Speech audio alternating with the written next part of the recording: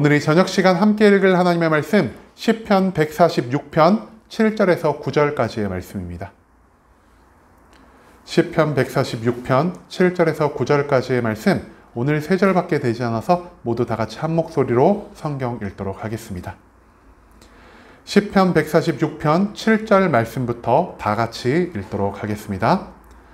억눌린 사람들을 위해 정의로 심판하시며 줄인 자들에게 먹을 것을 주시는 이시로다. 여호와께서는 갇힌 자들에게 자유를 주시는 도다. 여호와께서 맹인들의 눈을 여시며 여호와께서 비굴한 자들을 일으키시며 여호와께서 의인들을 사랑하시며 여호와께서 나그네들을 보호하시며 고아와 과부를 붙드시고 악인들의 길은 굽게 하시는 도다. 아멘.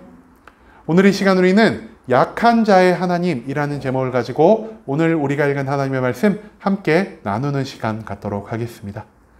오늘 우리가 함께 읽은 시편 146편의 시는 계속해서 다윗의 시가 이어지고 있습니다. 다윗은 오늘 두 가지 양식을 통해 하나님께 기도하고 있는데요. 첫 번째, 우리가 어제도 나눴던 찬양시의 양식입니다.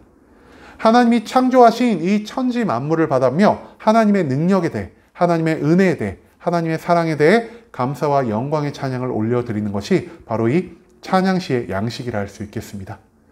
또한 오늘 시는 할렐루야 시의 양식을 가지고 있다라 할 수 있겠는데요. 할렐루야 시가 무엇이냐? 시의 가장 처음과 시의 가장 마지막을 할렐루야로 시작하여 할렐루야로 끝나는 그러한 시의 양식이 바로 할렐루야의 시라고 할 수 있겠습니다.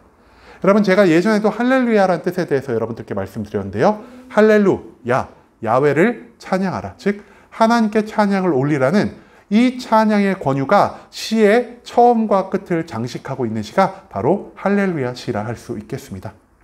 오늘 시편 146편의 말씀 가운데서 시인은 하나님이 과연 누구의 편이 되어주시는지, 그리고 하나님이 그 편에 서서 어떠한 놀라운 일을 일으키고 계신지를 우리에게 알려주고 있습니다.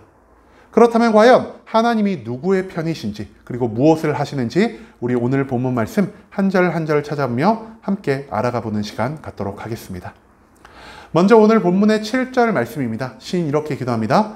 억눌린 사람들을 위해 정의로 심판하시며 줄인 자들에게 먹을 것을 주시는 이시로다. 여호와께서는 갇힌 자들에게 자유를 주시는 도다.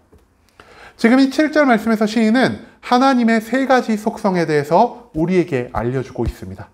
이 하나님의 세 가지 속성이 무엇이냐? 바로 정의, 긍휼, 자유, 이 세 가지입니다. 정의와 긍휼과 자유는 각각 다른 종류의 사람을 위해서 사용되고 있는데요. 가장 먼저 자유가 누구를 위해 사용되고 있냐? 바로 억눌린 사람들을 위해 사용되고 있다는 것을 우리가 발견할 수 있을 것 같습니다. 여러분, 억눌린 자들이 누구일까요?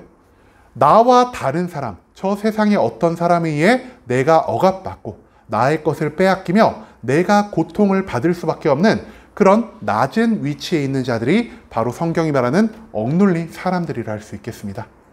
억눌린 자는요, 자기 혼자만의 힘과 능력으로 아무도 나를 괴롭히지 않았는데 억눌린 것이 아닙니다. 억눌린 자가 있다는 것은 그 사람을 억누른 자가 반드시 존재한다는 것을 의미한다는 것이죠. 그렇기 때문에 하나님은 누군가를 억누르고 누군가를 괴롭게 하고 누군가를 핍박하는 그들을 절대 눈 감아주지 않으시는 분이십니다. 하나님은 자기의 성품 중 하나인 이 정의의 성품을 통하여 죄를 짓고 살아가는 이 세상의 각종 사람들을 억압하고 그들을 핍박하며 살아가는 모든 자들에게 심판과 징계를 내리시는 정의를 이 땅에 온전히 세우시는 분이라는 사실을 시인은 지금 이 7절의 앞부분을 통해 우리에게 알려주고 있다는 것이죠. 두 번째로 하나님은 어떤 분이시냐? 긍휼이 넘치는 분이십니다. 그런데 그 긍휼이 누구를 위해 사용되느냐? 바로 줄인 자들, 즉 먹을 것이 없고 나의 능력의 부족함으로 인하여 매일매일의 먹을 것을 걱정하며 살아가는 그 모든 사회적인 약자들을 위해 하나님의 긍휼이 허락된다라는 것이죠. 우리가 고통받고 우리가 배고파할 때 하나님은 나와 같은 고통을, 나와 같은 줄이심을 느끼시는 긍휼의 하나님이십니다. 그렇기 때문에 하나님은 나의 고통과 괴로움을 절대 흘려 보내시는 분이 아니시며 나의 고통과 괴로움을 절대 무시하시는 분이 아니십니다. 나의 고통이 해결될 때 그제야 하나님께서도 나의 고통의 해결과 함께 기쁨과 즐거움을 누리시기 때문에 하나님은 못 먹고 배고픈 그 모든 줄인 자를 위하여 먹을 것을 허락하여 주시는 긍휼한 분이시라는 사실을 우리가 또한 이 말씀 가운데서 발견할 수가 있을 것입니다. 마지막으로 하나님은 어떤 분이시냐? 자유로운 성품을 가지고 계신 분이십니다. 우리가 출애굽기 말씀, 요즘 성경 공부를 하며 나아가고 있는데요. 출애굽기 말씀 가운데서 하나님이 자기를 소개하실 때 이렇게 소개하십니다. 나는 스스로 존재하는 자다라고 말이죠. 나는 스스로 존재하는 자다라는 이 말 가운데 담겨있는 또 다른 뜻은 무엇이냐? 나는 내가 되고자 하는 모든 대로 될 수 있는 하나님이요. 나는 이루고자 하는 모든 일들을 온전히 이룰 수 있는 하나님이다라는 사실을 하나님은 성경의 수많은 말씀을 통해 우리에게 알려주고 있다는 것이죠. 하나님은 어디에 얽매인 분, 어디에 구속된 분이 아니시고 자기가 원하는 모든 것들을 이 땅 가운데 이룰 수 있는 자유함을 가지고 계신 분이십니다.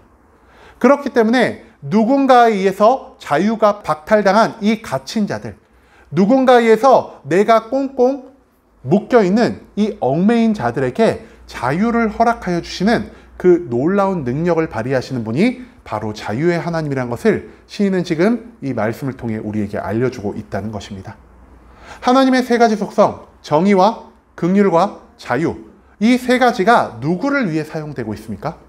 억눌린 자들과 줄인 자들과 갇힌 자들, 즉 이 세 가지의 단어를 모두 포함하는 이 세상에 존재하는 사회적인 약자들을 위해서 하나님이 자기의 성품의 모든 것들을 사용하고 계신다는 것을 우리는 이 7절 말씀 가운데서 반드시 발견해야만 한다는 것이죠. 하나님은 지금 약자의 편에 서 계십니다. 약자의 편에 서서 내가 말로만 단순히 너희를 사랑한다라고 하시는 것이 아니라 자기의 모든 성품을 다해, 자기의 모든 능력을 다해 약자들을 도우시고 약자들을 구원하시고 약자들에게 평안을 허락하시는 분이라는 사실을 시인은 지금 이 7절 말씀을 통해서 우리에게 알려주고 있다는 것이죠. 그렇다면 하나님이 그들의 편에 선 약자들은 도대체 무엇을 의미하는 것일까요? 시인은 8절과 9절의 중반부 말씀을 통해서 우리들에게 이 사회적인 약자가 구체적으로 누구를 의미하는지에 대해서 하나하나 알려주고 있습니다. 총 6명의 약자들에 대해서 시인은 이렇게 표현하는데요. 첫 번째, 맹인들이라고 표현을 합니다. 여러분, 맹인들은 어떤 자들입니까? 선천적으로 눈에 문제가 있어서 또는 내가 살다가 눈에 다침으로 인하여 앞을 보지 못하기 때문에 자기의 힘과 능력만으로는 이 세상을 혼자 살아갈 수 없는 존재들을 바로 맹인이라고 우리는 표현하고 있습니다. 그런데 그 맹인들에게 하나님이 어떤 일을 주시냐? 그들의 눈을 여시는, 즉 그들의 육신의 모든 고통을, 그들의 능력적인 부족함을 하나님께서 모두 채우시고 그들을 완벽하게 만들어주시는 분이란 것을 시는 지금 이 맹인의 눈을 여시는 하나님으로 우리에게 알려주고 있습니다. 두 번째로 하나님은 누구를 위해 일하시냐? 비굴한 자들을 위해 일하시고 그들을 일으키시는 분입니다. 여러분, 비굴한 자들은 나의 능력의 부족으로 인해, 나의 가난함으로 인해 세상 사람들에게 무시받고 세상 사람들에게 손가락질을 받으며 세상 사람들에게 비천하게 여기는 모든 종류의 사람들을 의미하는 것입니다. 그런데 하나님은요, 세상과 같이 그들을 무시하거나 세상과 같이 그들을 깔보는 것이 아니라 그들 곁에 서서 그들을 일으켜 주시는, 즉 약자를 통하여 강한 자를 부끄럽게 하시고 가난한 자를 통하여 부자를 부끄럽게 하시는 약자의 편에 서신 분이라는 사실을 시인은 이 비굴한 자들 편에 선 하나님을 통해 우리에게 알리고 있다는 것이죠. 세 번째로 시인은 말합니다. 하나님은 의인을 사랑하시는 분이다라고 말이죠. 약자들을 말하는데 왜 갑자기 여기서 의인이 등장할까요? 여러분, 하나님을 믿고 하나님의 뜻대로 살아간다는 것은 세상의 법칙에서 어느 정도 구별되어 살아간다는 것을 의미합니다. 즉, 세상의 법칙에 온전히 따르지 않기 때문에 세상 가운데 핍박받을 수 있고 세상이 즐기는 모든 기쁨과 즐거움에서 조금은 벗어난 삶을 살아가는 자들이 하나님을 믿고 하나님의 온전한 뜻대로 살아가는 바로 이 의인들이라 할 수 있다는 것이죠. 세상을 온전히 따르지 않기 때문에 세상의 수많은 악인들은, 그리고 세상은 의인들을 미워하고 의인들을 핍박하며 의인들을 넘어뜨리기 위해 매일매일의 저주와 고통을 허락하고 있습니다. 그렇기 때문에 의인들은 상대적으로 이 세상 가운데서 약자로 남을 수밖에 없다라는 것이죠. 그리고 하나님은 이 약자가 된 의인들, 약자가 됨에도 불구하고 자신을 끝까지 믿고 자기의 말씀에 따라 살아가는 이 모든 의인들에게 하나님의 놀라운 사랑을 표현하고 계시는 분이라는 것을 시인은 우리에게 알려주고 있습니다. 또한 시인은 누구를 약자로 규정하고 있냐? 나그네들을 약자로 규정하고 있습니다. 여러분, 나그네는 어떤 자입니까? 고향이 없는 자입니다. 정처 없이 떠도는 자이고요. 내가 어느 한 지역이나 나라에 속해 있지 않기 때문에 내가 그 나라의 법에서 보호를 받지 못하는 존재가 바로 이 나그네 된 자들이라는 것이죠. 이 세상 가운데서 버려지고 이 세상 가운데서 정착할 수 없고 이 세상의 법으로 보호받을 수 없는 이 약자가 된 나그네들을 하나님께서는 보호하여 주십니다. 나그네의 편에 선 하나님이 세상이 그들을 버리고 세상이 그들을 보호하지 않을지라도 하나님의 능력으로, 하나님의 긍휼하심으로 그들을 모두 품을 수 있다는 것을 우리는 또한 이 말씀을 통해서 발견할 수 있고요. 마지막으로 시인은 하나님이 고아와 과부의 편에 서신다 말씀하고 계십니다. 예전에도 몇 번 언급을 드렸지만 이 고아와 과부라는 표현은 성경 속에 등장하는 사회적 약자들의 대표적인 표현이기도 합니다. 한마디로 하나님은 매일매일 약자의 편에 서셔서 그들을 위로하시고 그들에게 힘주시고 그들을 사랑하시고 그들을 일으키시고 보호하시는 분이라는 사실을 우리는 이 8절과 9절의 중반부의 말씀을 통해서 계속해서 발견할 수 있게 된다는 것이죠. 그런데 여러분, 하나님이 여태껏 계속해서 약자의 편에 서서 어떤 것을 하시는지 시인은 언급해 왔습니다. 그런데 이 약자의 반대말이 무엇일까요? 우리는 약하다라고 하니까 약자의 반대편을 생각할 때 보통 강자를 생각할 겁니다. 강한 자, 부유한 자, 그리고 굉장히 사회적으로 지위가 높은 자를 우리가 약자의 반대말로 생각하고 있지 않으십니까? 그런데요, 우리가 하나님을 중심으로 한번 생각을 해봅시다. 약자의 편에 누가 서 계신다고 말씀드렸죠? 하나님이 서 계십니다. 약자의 반대편에는 그럼 누가 있을까요? 하나님이 안 계시는 것이 약자의 반대편이겠죠? 또한 약자의 반대편에 서 있다는 것은 하나님을 대적하고 있다는 것을 의미합니다. 즉, 약자의 반대말은 무엇이냐? 강자가 아니라, 지위가 높은 자가 아니라, 부자가 아니라 바로 악인들이라고 하나님은 규정하고 있다는 것이죠. 약자를 괴롭게 하고 약자의 것을 빼앗고 약자를 핍박하고 하나님을 대적하며 살아가는 그 모든 약자의 반대편에 선 자들을 성경은 악인으로 규정하고 있습니다. 그리고 하나님은 그 악인들에게 무엇을 보여주고 계시냐? 그들의 길을 굽게 하시는, 즉 그들에게 심판과 징계를 허락하심으로 인하여 그들이 고통을 통하여, 그들이 괴로움을 통하여 내가 지금 하나님의 편에 서 있는 약자들에게 죄를 범하고 있는구나를 깨닫게 하시는 이가 바로 하나님이라는 사실을 시인은 이 9절의 마지막 말씀을 통해 우리에게 알려주고 있다는 것입니다. 여러분, 오늘 우리는 이 시편 146편의 말씀을 통하여 하나님의 세 가지 성품, 즉 정의와 긍휼과 자유의 성품에 대해서 발견할 수 있었습니다. 또한 하나님이 이 성품을 강자들이나 왕이나 귀족들이나 부자들을 위해 사용하시는 것이 아니라 이 세상 가운데 만연한 사회적인 약자들, 즉 가난하고 궁핍하며 능력이 없는 모든 사람들을 위하여 사용해 주신다는 것을 우리가 또한 오늘 이 말씀 통해서 발견할 수 있게 된다는 것이죠. 하나님은 약자의 편에 서셔서 오늘날까지도 약자들을 위해 모든 것들을 베풀어 주시고 약자들을 위해 일하고 계신다는 사실을 우리가 발견할 수 있게 되기를 소망합니다. 그런데요, 하나님은 자기 혼자만 이 약자들을 돕는 것을 원치 않으십니다. 하나님을 믿고 하나님의 뜻대로 살아가는 우리 모든 성도들이 하나님의 성품인 정의와 긍휼과 자유를 닮아감으로 인해 성도들 주변에 살아가고 있는 모든 약자들을 하나님의 마음으로 함께 돕는 것을 하나님이 지금 우리에게 원하고 계신다라는 것, 그것을 지금 우리가 이 시편 146편의 말씀 가운데서 반드시 찾아내야 한다라는 것입니다. 하나님은 우리가 하나님의 성품을 따라 내 주변에 있는 수많은 약자들을 도우며 살아가기를 원하십니다. 그런데 우리는 지금 하나님의 성품, 정의와 긍휼과 자유의 마음을 가지고 나의 것을 희생하면서 나의 시간과 나의 능력을 헌신하면서 내 주변의 약자들을 도우며 살아가고 있으십니까? 이웃을 돕지 않는 자들, 이웃이 고통을 받는 것을 눈으로 목격했으면서도 내가 그것을 무시하며 살아가는 모든 자들을 하나님은 무엇으로 인식하고 계실까요? 아까 말씀드렸던 것처럼 약자의 반대편에 선 자들, 즉 악인으로 하나님이 우리들을 인식할 수도 있다는 것입니다.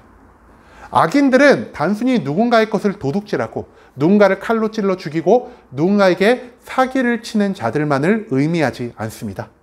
하나님의 마음을 알면서도, 하나님의 계획을 알면서도 그 명령에 온전히 따라가지 못하며 하나님의 성품에 완전히 반대된 삶을 살아가고 있는 모든 자들을 하나님께서는 악인으로 규정하실 수 있다는 것을 우리가 오늘 이 말씀을 통해서 발견할 수 있게 되기를 소망합니다. 이웃을 사랑하고 이웃을 도와야 한다는 것을 알면서도 내가 내 주변에 있는 모든 이웃을 돕지 않으며 살아갈 때 하나님은 우리들을 악인으로 규정하실 것이요, 우리의 악행에 합당한 하나님의 심판과 하나님의 징계를 통하여 우리의 죄를 깨닫게 하시는 하나님의 정의로운 속성을 우리가 반드시 잊지 않을 수 있기를 소망합니다. 여러분, 우리는 지금 어떠한 삶을 살고 있습니까? 내가 입으로는 하나님을 믿는다라고 하고 내가 입으로는 하나님을 사랑한다라고 하면서 내가 하나님의 성품이 아니라 나의 만족과 유익만을 구하며 살아가고 있지는 않으십니까? 하나님은요, 우리들 삶에서 나온 삶의 열매를 통해 우리를 판단하시는 분이십니다. 내가 하나님의 성품인 정의와 긍휼과 자유의 성품에 따라 내 주변에 있는 모든 이웃들을 도우며 살아갈 때 하나님은 나의 삶의 열매를 보시고 내가 하나님이 기뻐하시는 선하고 의로운 삶을 살았다는 것을 인정하여 주실 것입니다. 하지만 반대로 내가 하나님에 대한 모든 것을 알고 있음에도 불구하고 고통받는 이웃들을 무시하고 오직 나의 만족과 유익을 위해 그들을 더욱 괴롭게 하는 삶을 산다면 나의 삶의 열매로 인해 하나님은 나를 악인으로 규정하시며 내가 악인이 된 순간 하나님은 나에게 심판과 징계를 통하여 나를 괴롭게 하실 수 있다는 것을 우리가 오늘 이 말씀을 통해서 반드시 기억할 수 있게 되기를 소망합니다. 이제는 우리가 나의 만족과 유익, 나의 마음대로 살아가는 삶을 선택하는 것이 아니라 오직 하나님이 우리에게 보여주신 하나님의 성품을 온전히 쫓아 사는 삶을 살길 소망합니다. 하나님의 정의를 통해, 하나님의 긍휼을 통해, 그리고 하나님의 자유의 속성을 통하여 내 주변에 있는 모든 사회적인 약자들에게 사랑을 베풀고 그들을 위로하며 그들을 일으켜 줄 수 있는 이웃 사랑의 삶이 나의 삶 가운데 온전히 임할 수 있는 순복음 함께하는 교회 모든 성도님들이 될 수 있길 간절한 마음으로 소망하겠습니다.